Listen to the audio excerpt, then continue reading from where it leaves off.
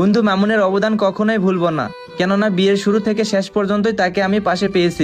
বলেন কি? আর এদিকে বউকেও রিসিভ করে ফেললাম, আর সবকিছুই থাকতেছে আজকের ব্লগে।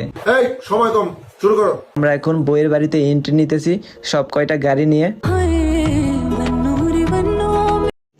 रुको जरा सबर करो। चली ससुराल को आँखियों में पानी दे गई।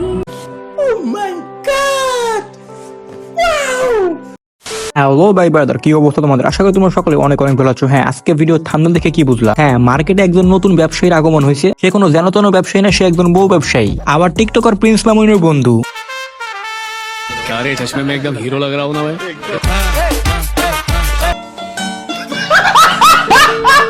মানে হ্যাঁ, আজকে এই চুদনার পোলাদেরই রোস্ট করবো। সত্যি বলতে এই ভিডিওটা অনেক আগের, এই বিয়েটাই হয়েছে আর কি 15 থেকে 16 দিন আগে। কিন্তু আমি অপেক্ষা করতেছিলাম কবে এই চুদনাটা ব্লগ ভিডিও আপলোড দেবে। হ্যাঁ, অবশেষে অপেক্ষার পরে সে ব্লগ ভিডিও আপলোড দিয়ে দিছে। আর এদিকে বউকেও রিসিভ করে ফেললাম, আর সবকিছুই থাকতেছে আজকের ব্লগে। এখন তার উপরে রোস্ট করবো, তো চলো ভিডিও শুরু করা যাক।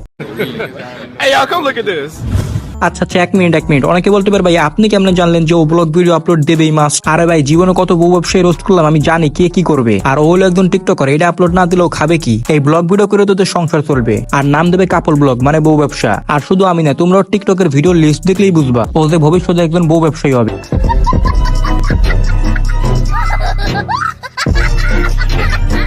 তো কি বুঝলে, চুদির ভাই 40টা ভিডিও বানাচ্ছে শুধু টিকটক ভিডিওতেই, মানে শুধুমাত্র বিয়ে নিয়ে 40টা ভিডিও। আর বিয়ের পর কয়টা হবে? তাহলে তো বুঝাই যায় ও ভবিষ্যতে একজন বড় মানের বউ ব্যবসায়ী হবে। মানে এটা কোনো কথা? হ্যাঁ, এইটাই কথা। এই সুধীর ভাই যেমনি ওর প্রথম ব্লগটা আপলোড দিয়েছে, আমার মনে হয় ভাই ও ভিউর জন্য বাসরাতের ভিডিও আপলোড দেবে।